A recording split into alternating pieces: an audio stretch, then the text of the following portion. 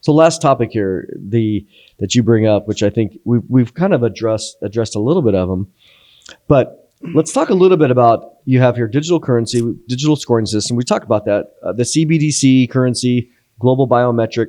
So I read a book recently. There's a new book that came out just in October. It's called Cashless. And it's excellent. It's talking about all, the guy's not a Christian. I like it when they're not Christians, but they talk about all the wonders of cashless here in America. And then I read another book called The AI Superpowers. It was written just about a year ago, but it's talking about in China, like Alipay, WeChat, on the phone. You go to some of these societies because they were able to control it.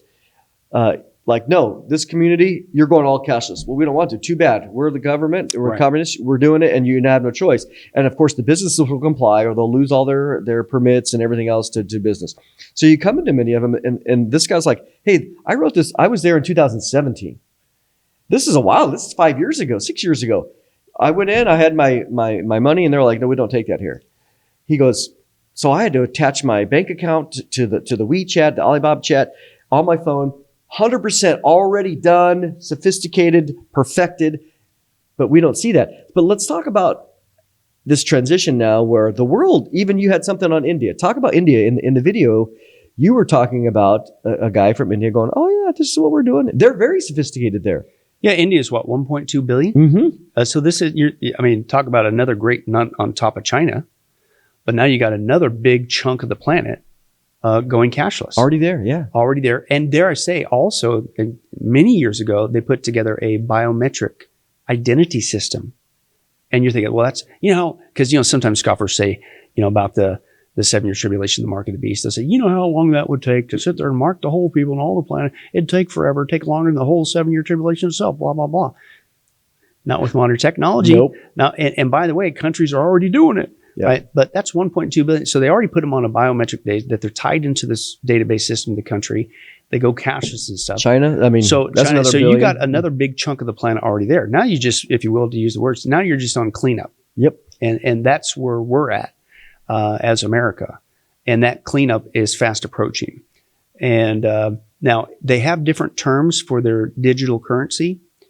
In China, it's the yuan, the digital yuan, right? And things of that nature. America, there's a couple of versions what they're calling it. It's Biden bucks or the digital dollar. Yeah, but it's the same thing. It's the same. Basically, bring that China India experience cashless society over to us. And America's always the hardest sell because basically we love our freedoms. Right, we love our freedoms, but also, and in fact, I have many friends over in Europe who years say we're watching everything that goes on there, and this is their words, not mine, Mondo. They say because America is the last bastion of hope. It is. They're already experiencing that much other nations are farther along, unfortunately, in this agenda. But they say if America goes, it's over. It's over. So that's why they're watching us, the American experience. Will we fight back? Is there enough of us left? Yep. Is what's going on. But anyway, so America, they've been chipping away at us. And again, Biden's the key guy, right? Because he's working for Klaus Schwab. And again, both aisles of the party, Democrat and Republican, are World Economic Forum plants, call them SSAs. There's very little distinction now. It doesn't matter. Corporations, banking systems, they've all been trained. Again, he's had 50 years, Klaus Schwab, World Economic Forum, training the SS agents and planning everywhere, including our country. But America, there's two things you need to do with America. You don't just need to get America to go cashless. You have to get rid of the American economic system because the world global current financial system is based off the dollar. So if you're going to reset it, hence the Great Reset, you have to get rid of the current system. Well, we're the current system. Yeah. So their first goal is we have to get rid of America being the dollar. Like the oil, even that we've seen that with the latest and that's things. what Biden's been doing the last couple of years. He's slowly dismantling our economy on purpose. But then there's going to create crisis. And dare I say, whether this is the complete end game, but now we're starting to see with all this 2 years of dismantling, making not just dumb decisions, but deliberate decisions to destroy our economy, right? But now we're starting to see what's the latest thing? The banking failures. That's how I had written down. Right? Let's talk about the banking failures. So what's with the banking failures? Well, number one, because the banking failures, it's causing, and the government's corralling people to go from the small independent banks, your local bank, right, to the big banks. and because the big banks are all in on this new digital currency. And so that's happening before our very eyes. Now, whether this continues as a giant ongoing domino effect to become the excuse to finally go digital, I don't know. Or maybe it's the first step to, again, corral the people in the more independent ones who won't go along with the centralized currency. Let's talk about that, because Yeah. what I saw, you and I were talking earlier, just in the Silicon Valley Bank, second largest bank failure after Washington Mutual, the Signature Bank, third largest. I mean, you're talking 200 billion versus the biggest one was 300 billion, and then the other one is 31 billion, number 4. You're like, these are way different. But what's interesting, talk about what Treasury Secretary Yellen, what she just said, because what happened, what I saw was, with these latest bank failures, they came in, the FDIC normally guarantees up to $250,000 because of insurance. This is Federal Deposit Insurance Corporation, blah, blah, blah. Hey, by the way, for all you people that lost money in the Silicon Valley, we know that you're wealthy. You have far more than $250,000. We're going to cover it this time. Well, then she comes out and talk about what you were saying, how this latest doubt would force people from the smaller banks, the local banks, into some of the bigger players. Well, this was the bombshell. If anybody saw the interview, it's still out there. And basically, instead of what you would think they would do is pacify fears, make us feel more comfortable, hey, we're going to make it through whatever, she basically, in a nutshell, left a big giant question mark. And whether we would or whether we wouldn't insure the smaller banks, right? Big guys are okay. We'll take care of you. Yeah. And so, but it left enough of doubt. And this is what's happening right now. People are in droves, the reports I'm getting, they're ditching the small banks, the independent banks, because now maybe they will insure my money, maybe they won't. I mean, they're supposed to. The FDIC that says it's on the bank.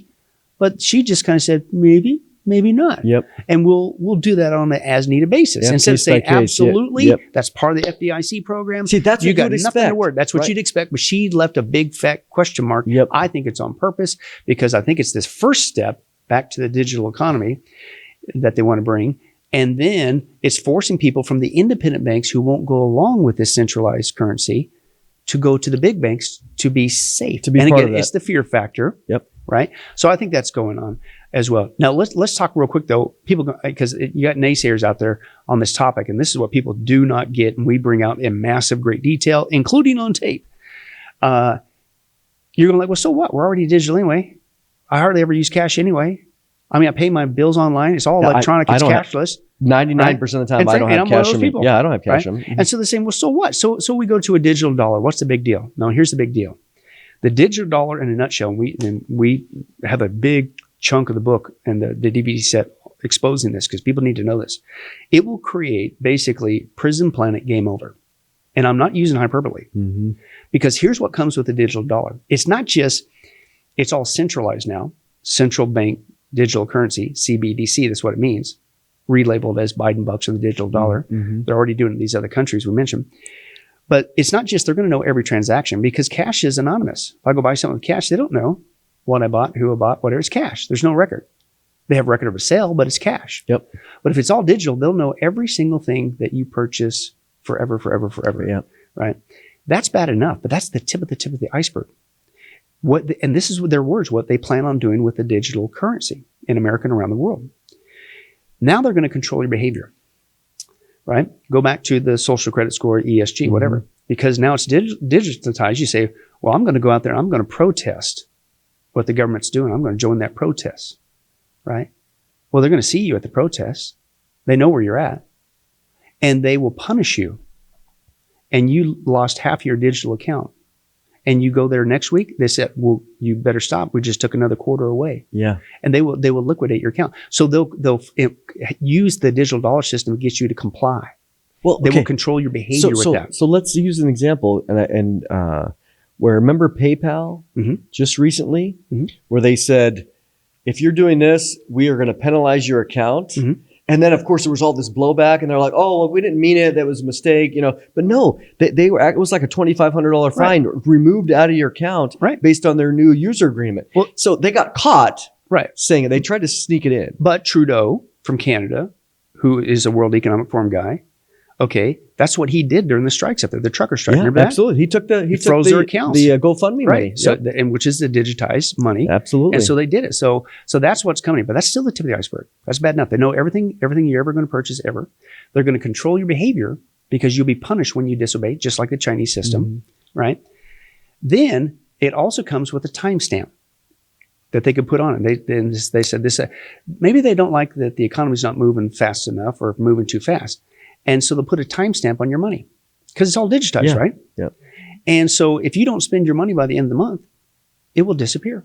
They will force you to do what they want with the money, which also with a timestamp will prevent you from ever saving up money. Because maybe you're going like, man, this is nuts. I got to save up my money and get out of here. This is a prison plan. No, you won't. Nope. Because it's all gone by the end of the month. Yep. So they'll put a timestamp on it. The other thing that they'll do is they will create what's called geofencing. And they'll geofence your money. Now, we didn't even get into this aspect, but another part of the Great Reset is they want to put us in what's called 15-minute cities, where you will own nothing to be happy. Yep. And so you're going to be in this little prison pod. It's basically a digital concentration camp is what they're creating.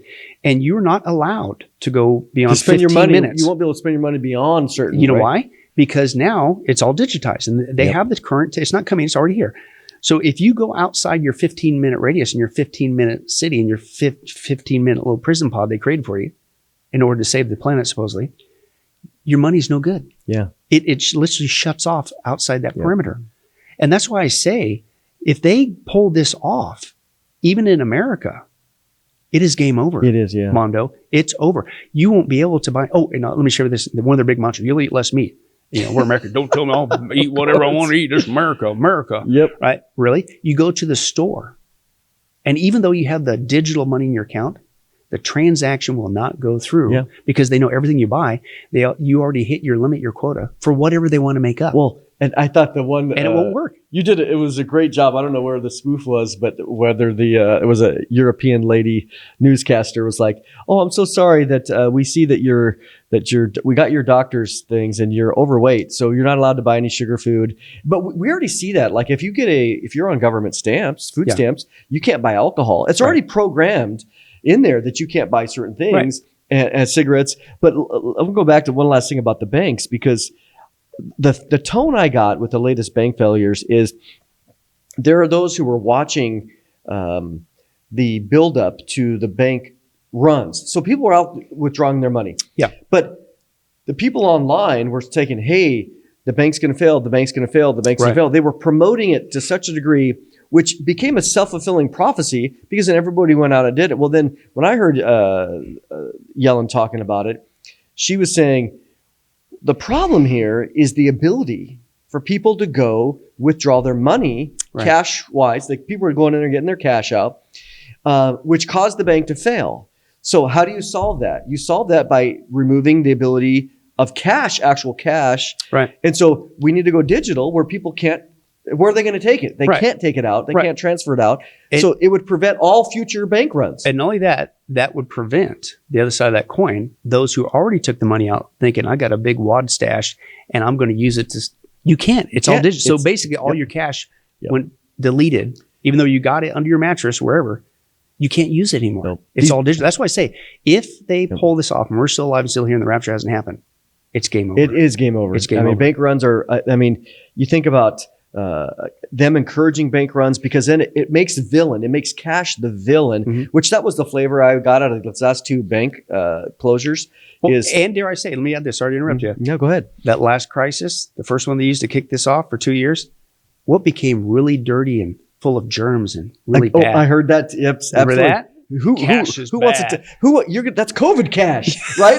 Because it's gonna spread it to you. All to prepare people to come on, let's all work together as the human family. Let's start all over in a new way. Let's reset it and start it over. And the whole thing's been pre-planned by this guy, Klaus Schwab. I'm convinced he's bringing in basically what the Bible warned about. Everything the Bible said. And the Antichrist came as tit for tat, and it's also tit for tat. What people will say was a precursor to the Antichrist, Hitler, what he tried to do. He only got as far as Germany, but Klaus is now taking it to the whole planet. You know, Billy, we could do this all day, and I appreciate you being here, because there's 12 discs I think there's 12. Yeah. And it's an hour, right? Are they an hour each or half? At least or more. Yeah. So you have, we could talk for hours, but you have 12 hours in this new set, which is just awesome. So appreciate you being here today. And those listening, you need to get Billy's new stuff.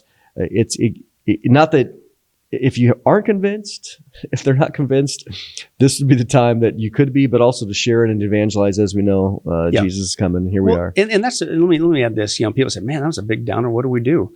Well, the big thing is this. Why am I sharing this? Because one, I believe it's a sign that we're getting close to the rapture, because we leave prior to the 7-year tribulation. If we see these guys building the foundation for that, then we know that we don't know the day nor the hour, but we know it's got to be getting close. So we need to finish strong. And like you said, our mindset every day is not fear. No, it's not a time to be fearful. It's time to be faithful. We need to get the gospel out like never before and get excited that our soon return is coming. Number one. Number two, I don't know how long we're going to be into this before we get raptured. Nobody does, only God does.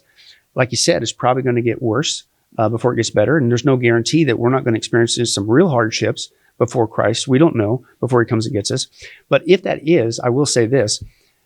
I don't know God's timing. Nobody does. Only God knows. Only the Father. But there is one thing that these guys are afraid of. And that's us. Yeah. And because they call themselves the elite. Elite by definition means what? Small number. Mm-hmm. There's one thing they're afraid of. Even though they got their SS agents all over the place, even though the SS agents are all over the place and they've got all this stuff into play already, they're afraid of the masses waking up the sleeping giant. Yeah. And so our desire is to not only Christian finish strong and get your head out of the sand, but also look up because our redemption draws near and finish strong. But number two, it's the old axiom. The only reason why evil triumphs is because good men do nothing. And they're desperately afraid of people waking up. And we want to share this information so people wake up. Number one, if you're not saved, get saved. Yeah. Right. But if you are saved or whatever, just they're afraid of too many, because we will spoil the whole thing. And I'll use this analogy. They're the elite. They're small numbers. But the rest of us is the bulk of the population of the planet. If enough of us were to wake up, no matter what they try, they couldn't stop it. Because we would be like ants swarming a caterpillar. Yep. You can't stop it. Oh, you'll kick and claw, whatever, but there's too many of us. Too many. And that's the other thing. We got to get motivated. We got to not shrink back from the truth. Like I said, even here in America, short term, we have got to fight back against this digital dollar, because if that goes in, it's game over. We have to get the information out. We have to share it with as many as we can. Yes, number one, if person's not saved, we need to share the gospel with them, hopefully they get saved. But number two, I'm just trying to buy time to do what God's called me to do. From man's perspective, he's got it all mapped out.